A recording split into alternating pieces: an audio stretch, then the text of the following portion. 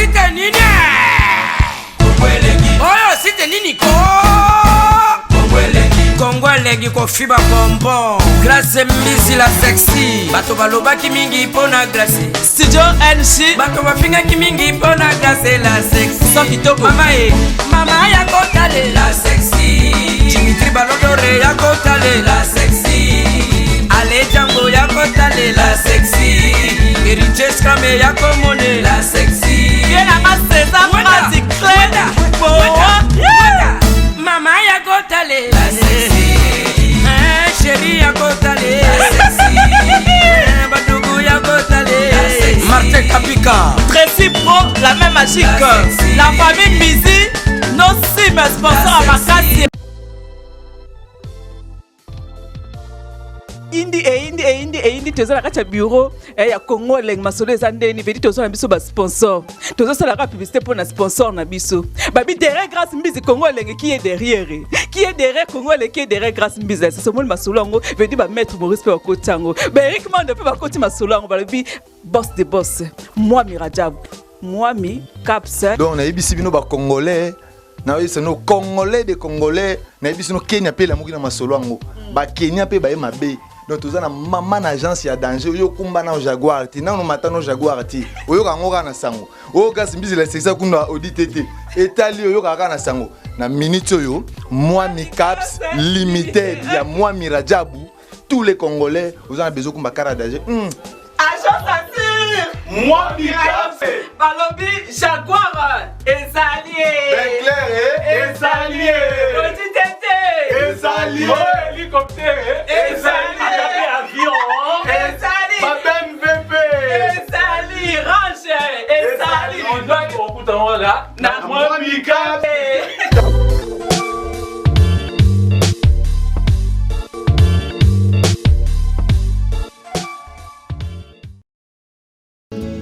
Oui, bonjour à vous tous, bienvenue à votre belle émission, votre magazine le plus proche de Kanalobaka, Herbo Santé et Zawana Ponabinotu, Obumesana Kolanabiso, vraiment très ravi de vous retrouver encore très nombreux en train de nous suivre maintenant. Merci à vous tous pour votre fidélité, pour votre amour et votre patience. Comme d'habitude, Karnetove Tara vraiment ma solo, na maman Laurence Mbouy, on l'a invité na biso, invité nanga, invité moko très spécial. Vraiment pour aujourd'hui, Tokobetaka ma solo na endenge zalaka toujours na mambo etali santé. Mais avant tout, on a remercié équipe technique Mobimba, merci Nabinotu, Namoni Jenny, Namoni Kenny, merci à vous tous. Merci Penabino ba téléspectateurs, on peut biso toujours confiance wana.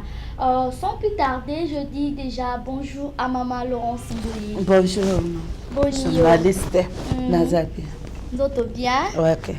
Vraiment merci maman Laurence nakondima toujours kozala pembe na biso pour nakobeta toujours ma solo ya santé oyo emelaka biso toujours un plus na ba famille na mabota et puis na vie ya mutu moko na moko maman Laurence. Lelo la lingi to beta CTND ka tozala na ba sujet belé to lobelaka mais to banda susu ming na hémorroïde mambo tele hémorroïde sango nini oyena ngo ya sika ou bien hémorroïde ngo ozunya ba précaution nini betela na ba téléspectateurs ba yokayo.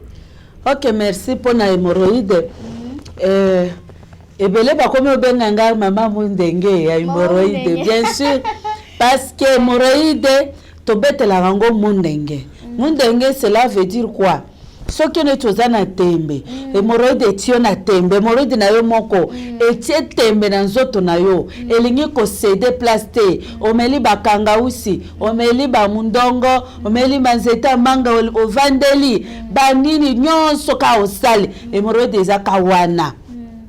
Hémorroïde ya ndenge wana ngai mutu nazoloba nayo na obetela mundenge.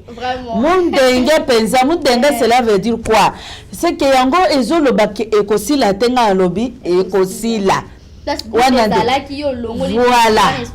Voilà. Hémorroïde nyokoli nzoto nayo il y a très longtemps. Donc nabile munyoso moko yo kaka. Ekomi yoza mwa mobali koke ya musala ekomi oke ko vanda vraiment na kiti posa musana normal te na bureau oko kalisusu te ko vanda très longtemps or que musala ezo obligé yo osala musala très longtemps bamusu basala na bureau degon il faut banda musala na 7h30 8h jusqu'à 17h pause na 12h 12h pas sali pause 14h à reprendre jusqu'à 16h 17h mais hémorroïde ezo permettre yo lisusu te hémorroïde ndenge wana tobetela ngo mundenge omeli pe bele calmant mais sikoyo ekende maintenant ekokende pona calmant wana te faut tozwela ngo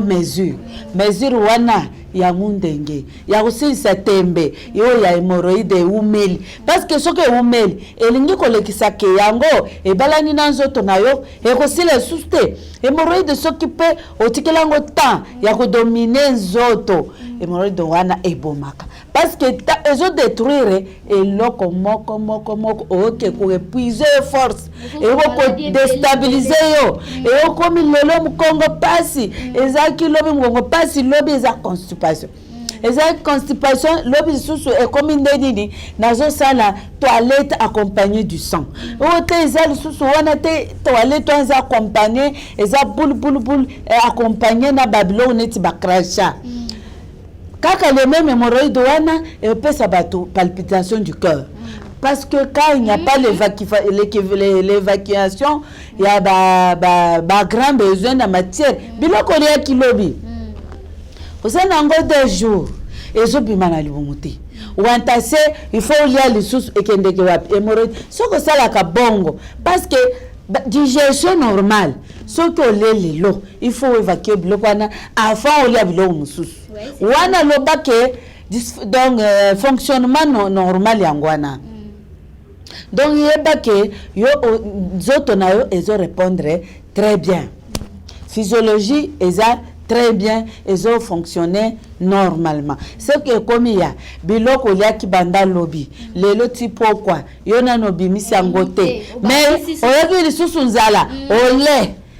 ole lisusu ebimi te 3 jours yeba déjà bilembo yango wana oza na hémorroïde espèce na basigne wana eza hémorroïde interne espèce basigne déjà ya constipation soki olobi te ngai sikoyo lelo na oke 4e jour yango oyo nakoti toilette te alors comme ça na forcer nakota kaka baboule donc ya makasi donc grand besoin ya makasi soka bimisa na makasi nanda mwa makila elandi ozoki kuna ozuki parce que au chrétien ba matière fécale wana et chrétien niveau ya rectum tant pe rectum ezoki donc moni présence du sang rouge. Vous avez maintenant la présence du sang rouge. Mais et c'est juste pour nous éliminer biloko oliaki.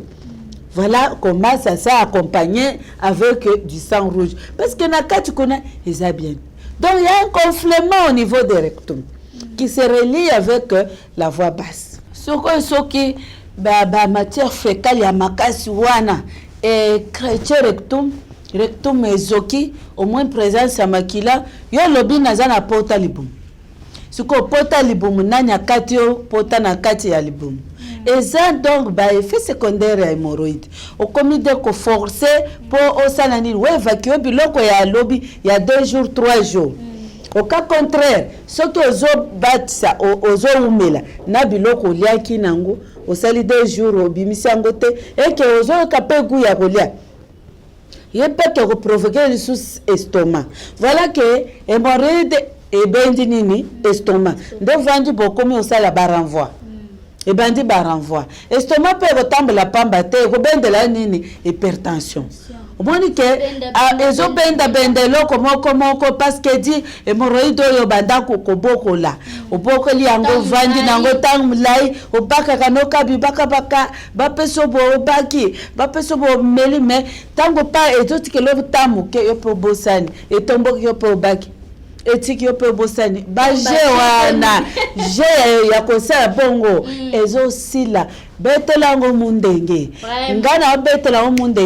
mundenge eza koloba boy zola ngo décision parce que eza na kisi moko oyo ezo sala mundenge na hémorroïde ya kala wana parce que kisi eza makasi ezo lingaka hémorroïde eza très résistant oyo tio tembe banda kolinga isile osila te ekotisi yo na ndako hémorroïde okomi mutu ebimiso mutu alikuta hémorroïde ebimisaka bana mibali bato alikuta na ndako bana mibali akomi 0 liboso ya mwasi na ye mpo nini likolo ya hémorroïde okomi mutu abapromesse sans réalisation pourquoi eza nde hémorroïde ezotungisa yo parce que hémorroïde eza wana mpona koépuise mutu makambo nyonso to donc kolongola mutu bo mutu na ye atikali mutu pamba alors hémorroïde tozolango sikoyo décision ya mundenge tobetelango mundenge hémorroïde yo okomi tembe donc sila te kasi soza ya sikoyo nakato mo mutu ba téléspectateur mingi pe bazolanda biso mingi pe balobaka non hémorroïde silaka te mais ba soigna on kama le hémorroïde nazo tamuto silaka te na invité pour na wana oloba ba téléspectateur nyonso nini o bazolanda oui bien sûr bakoyo koloba ndenge wana selon ba kisi bazoko utiliser il y a beaucoup de sortes de plantes médicinales. Il y a des plantes qui guérissent et d'autres plantes ne guérissent pas. Et puis là, qui hémorroïde c'est la gana qui s'y abattu mwindo. Ce n'est pas n'importe quel qui s'y ndé aussi ça. Bamusu balobe c'est la raté. Bamusu balobe c'est la qui s'y abattu mwindo. Mais qui s'y ango qui s'y wapi. Ya abattu mwindo pesa ebele. O kwa ya na ba kalma o lobi qui s'y. Pour mutu jamais awokolobake oyo ezalaki se ekokalme te alobaka kaka ekosilisa mais yo nde kolo nzoto omoni ke déjà osi omeli mingi ezosila te ale beta mundenge esila mpo oka contre eso esili te nasi na mona hémorroïde eboma jeune garçon kitoko ebomi ndenge nini banda ebotaka kuna na nsima yango ezaka wana evimbi esali gonflement nali ya makasi gonflement na abeti nango 3 ans esilaka te libumu soki ebeti awo ondima te bagaz moko ya mabe solo mabe donc ye azaka mal à l'aise moto azotanga déjà comme niveau ya université hémorroïde esilisa ye mayele donc à tout moment yazolela kaka makolo loketo ezopa pasi mkongo pasi loketo comme les sous dans ça libongo pasi et bana loketo comme makolo comme le bon moto bet ça ba mixisa kingo mo malili donc à chaque moment problématique ti suka siko ezalaki kaka baka oyo abaki baka oyo mele un jour eyoko salake eyoko kotisa ye na ba conséquences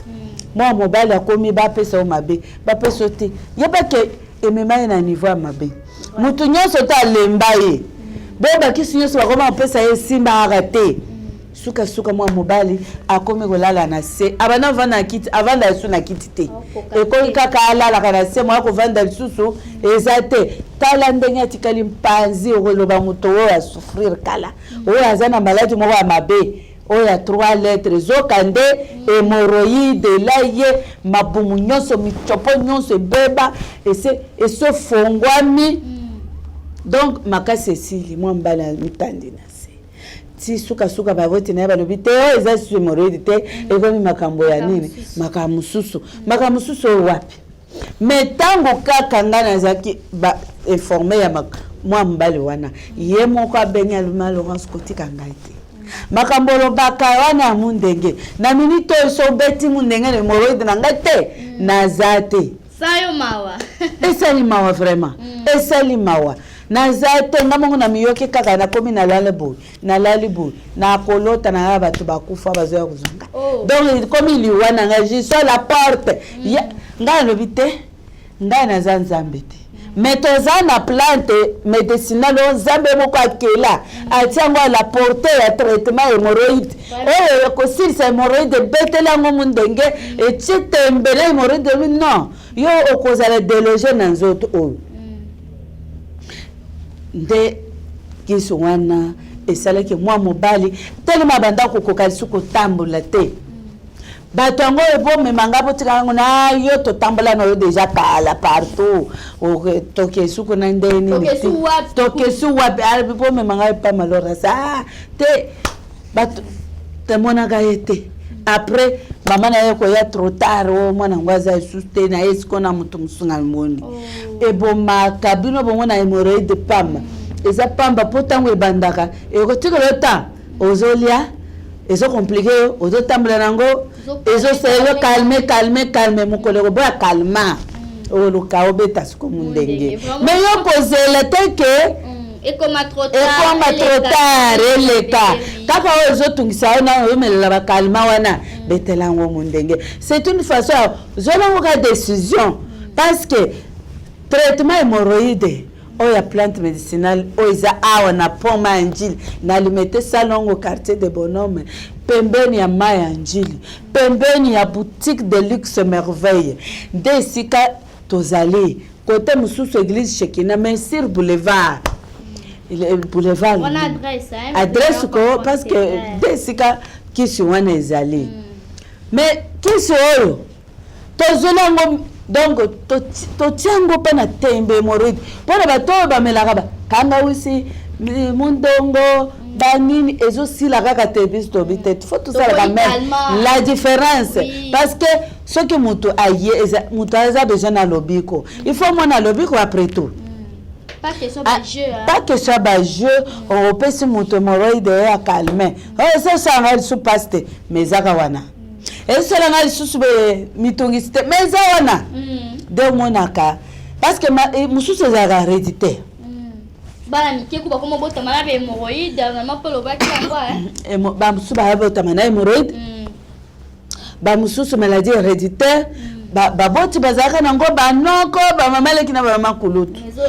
na bakoko ezalaka nango c'est une maladie héréditaire donc omona na kati ya héréditaire wana omoni soki papa biki alobi nga na ye na beta na mundenge hémorroïde wana so yanga esili na omema mwasi mama esili amemi noko esili amwana liboso ye donc ezopesa bien emonani ke non mosala malamu ya hémorroïde tike kisi oyo ezosala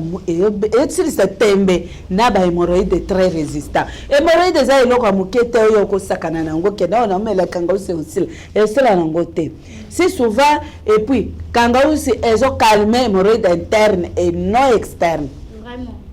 parce que omeli interne omonaka changement mbala moko le même jour ozomela kangausi oyoki mpe changement mais 3 jours après omeli te atomboki mais ce qu'on a moumbu on moumbu et puis quand c'est swaka so peut me salir ça va tomber l'estomac alors il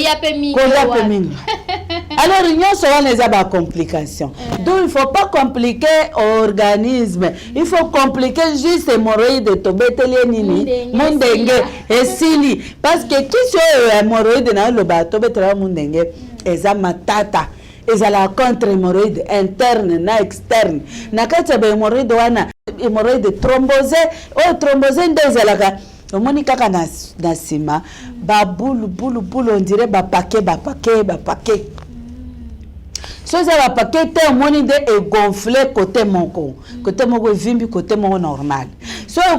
evimbi côté moko te ekovimba yango nyonso nsima nyonso eza kovimba so evimbi nsima nyonso te omona nde sima efungwami bo efungwami teke me ebimi me etiki kabongo il faut zongisa na musapi omani nyonso wana côté yango jeté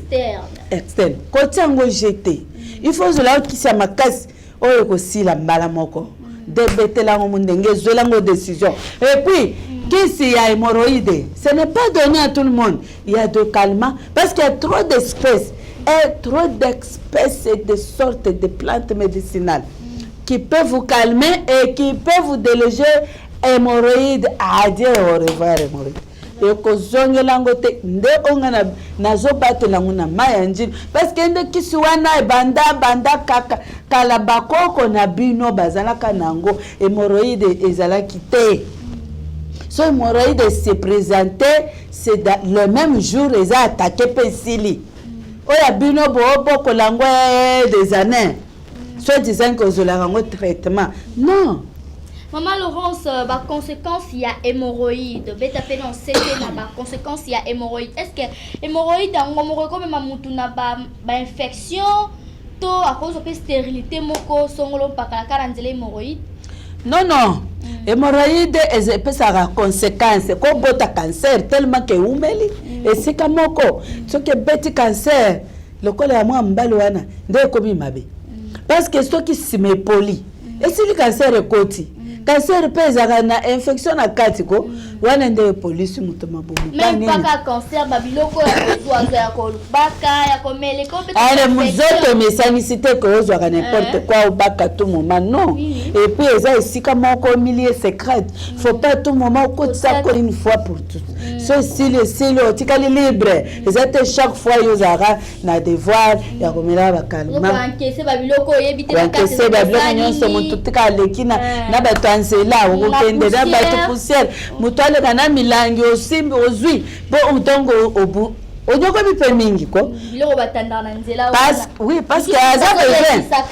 aza besoin d'être lobiko ko na koluka lobiko wana tu peux faire n'importe quoi alors tu as besoin que l'hémorroïde puisse prendre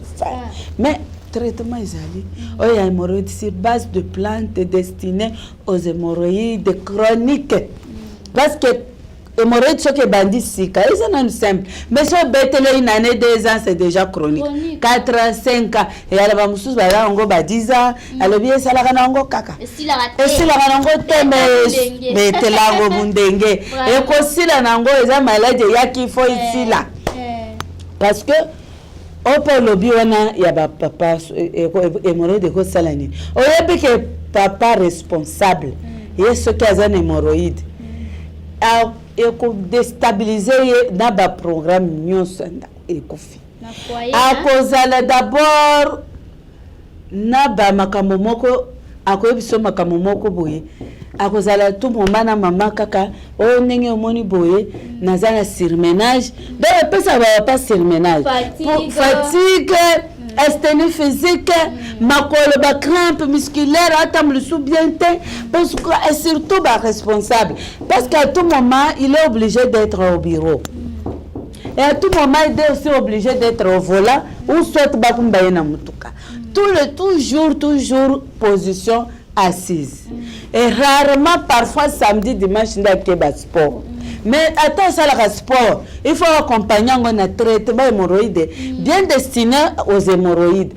comme la cas lelo na lobby tu as déjà de changement à la fin te clôturer au revoir adieu hémorroïde wana exacte que banda ko zongela na moni te que muto azwi cure complet à hémorroïde et ka zongela lelo lobby te te na zwaki na ko zwa suste soko zo na obiki malade hémorroïde obiki ngo pona libela vraiment ba téléspectateurs balandi biso mingi maloba kitoko makamba bien mais rappelez bon adresse complet ba numéro est affiché wana na ba na c'est avec écran na bino ils ont le numéro ya maman Laurence c'est mon kosoko bengo koso maman Laurence bien koso ba consultante na ye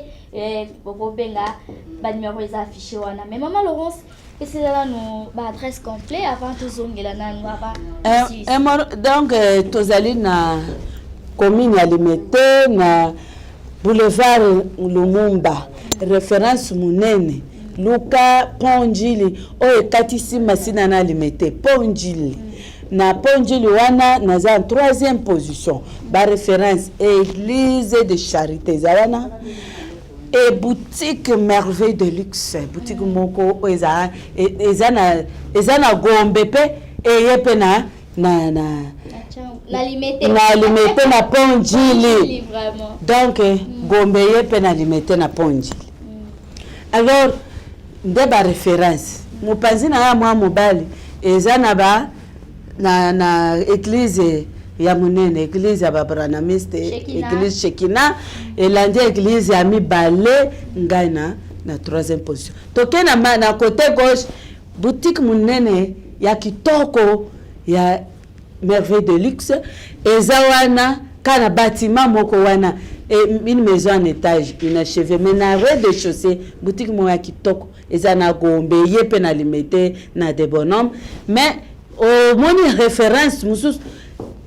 église de charité poma Injili régie des eaux au talaka ko kaka na boulevard koluka ba avenue bien aimé même pour les femmes responsables surtout beaucoup les hémorroïdes na kicho vanda bureau na muto ko tambisa biso mama pe tambisa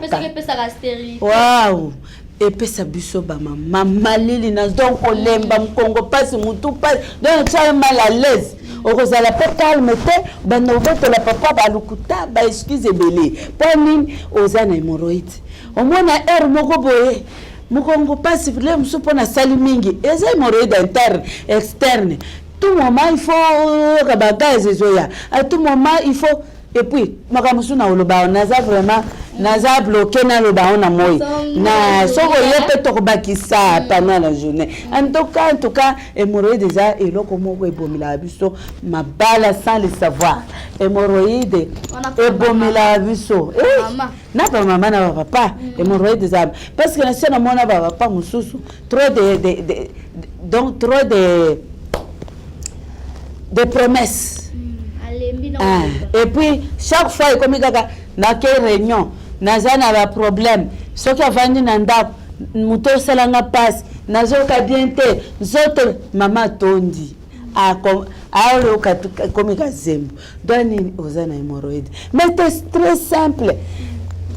une tasse matin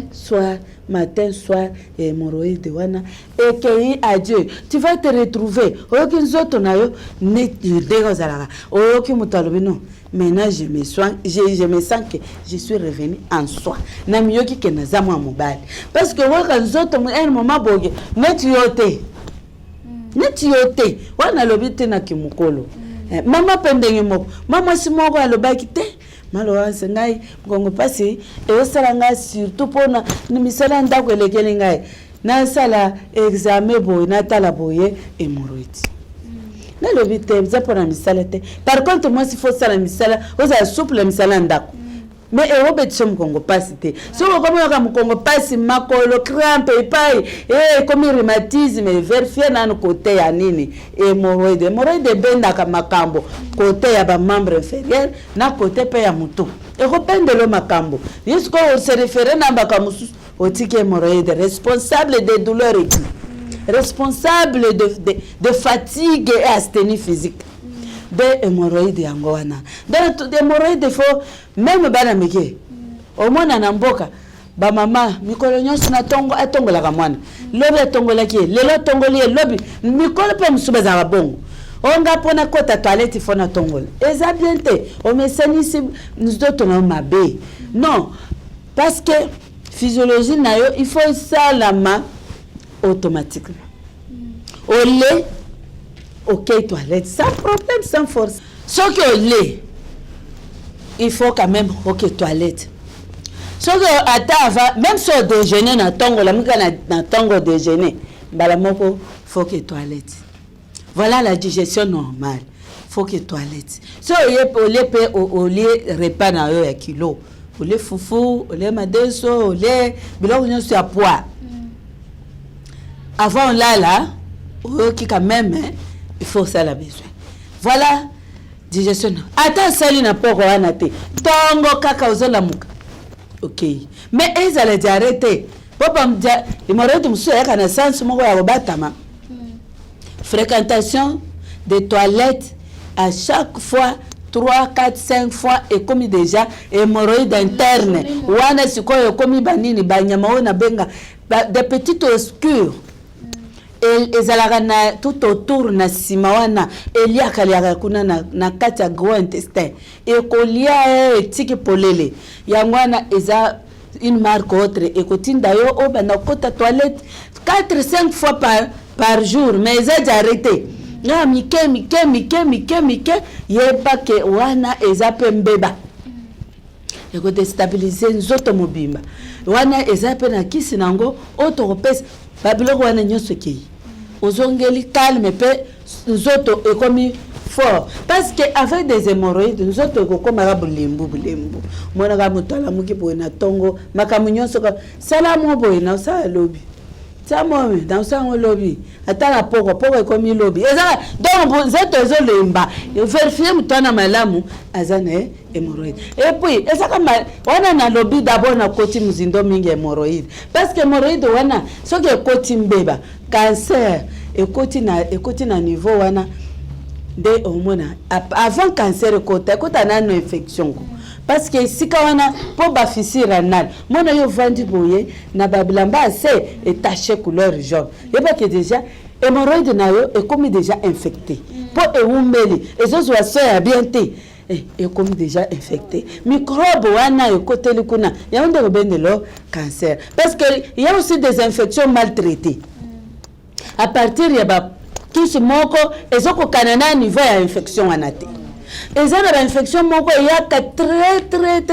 très résistant boso kisi moko eza un peu inférieur par cette infection là de tobenga yango infection mal soignée pour calmer yango osisi yango te ntango yo calme yango esili te ezongana force nyonso ekosakana na bakisi nyonso oyo banomeli d'où il faut tozwela yango mesure ya kisi oyo nanga nabenga yango silisa tembe ya infection so melili yango kisi alors parce que so koti nzela ebele babota te baza na kisi te baza na myome te baza problème moko te mibali na basi likoloka ya infection azwango kala azoli yango bakisi moko ezokalme eyokosala nini ebloke mabota na mwasi bloqué ya mobile bloqué ake échographie oza bien okobota ok boy oza bien okobota mais kobota ngo ezoya te 45 ans mais biso toza na limite moi mobile ata oza na limite te mais bota avant mpo okolisa bango ntango oza na makasi éducation mpe wedike bana na yo ntango ozana na makasi mais oso okobota à la fin opoti na vieillesse okomi onéglige makambo nyonso tomoni bango neti bakoko bango mpe bamoni yo lokola koko na bango mais oza papa mais okomi ka olobi vie etika makambo wana omoni ke parce que yo boti bango na retard faut pas tabana non avant ou katape avant mais ce qui est déjà qui ba infection et baby si mabota moi mobile et baby si kobota moi si bokomika tokobota moi si période na biso za limité et coquille limite on appelle coquille menopause yango siko etikali moi mobile na sina mwana masi moko bon o tikaka tokobota mobile alobi ngane fora tungisa maintenant tungiso te vanda okobota moi ça vandi ti 45 50 à côté menopause mobile azana eka bien mobile abandi traitement abandi koya o moi sinanga déjà ngalobi yo kolanda traitement yo moko ningi o moi sinanga akomi menopause bon akomi menopause siko okobota na yo na obala na ngai mwana mwasi mususu abel pe mwasi mususu bato na ye ya ba nini wana ekoki abali apoti bana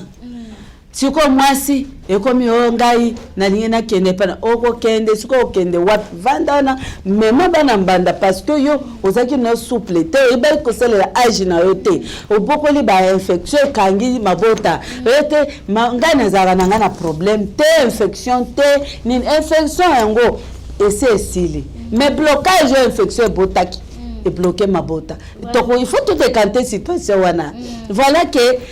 bakambo eza ebele pona nalingaki kaka nakota mukepo na kweveye bandengo nanga basi parce que yo mwasi kitoko na yo faut kabela ngo bana yo papa kitoko na yo kabela pe bana na sina moni mama na papa basala concurrence ya bana tala ya basi bakokani na ngai yo ya mibali tala ya mibali bangwana balekio na mulai tala ya yo voilà esala esengo na kati ya ndako parce que bana bazali nini bazali mbuma ya mariage parce que mariage sa mbuma eza kitoko te mais toutefois ezali kaka hémorroïde te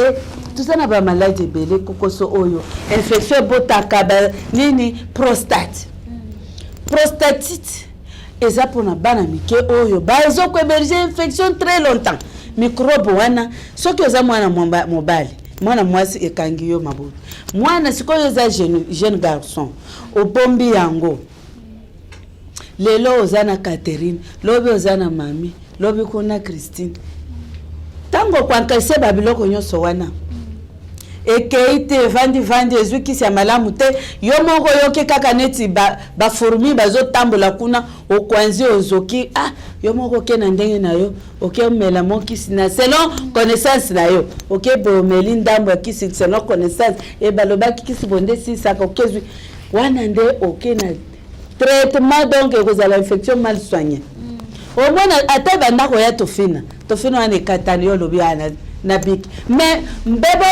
ebotisa banyama obale batiki esika tofina bakufite tofina ndesi baza na kati Vraiment, infection faut totelemela moto na kati. Vraiment, nous sommes arrivés pratiquement à la fin de cette belle émission. Mais avant de se séparer, on rappelait rapidement adresse complète. Et là, je signale que le numéro est à Maman Laurence Okubo Bengi Bokoza Yemoko Maman Laurence ou bien Batuya Bureau. Maman Laurence, adresse nayo avant to Kabwana.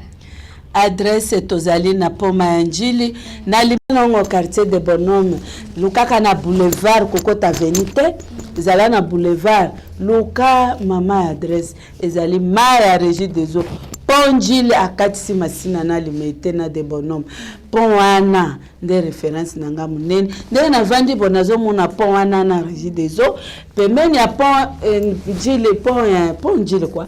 ezali na église monene église de charité et lundi boutique de luxe boutique wana toza nango ka bâtiment moko boutique merveille de luxe ezala biloko ya poto esika wana biso nyonso tozozwa biloko ya qualité mpona olata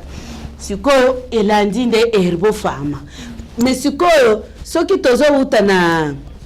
limete ville nyonso kuna zoya yaka okita na église ya babranamiste banda makolo vers le pont à gauche au mona kaka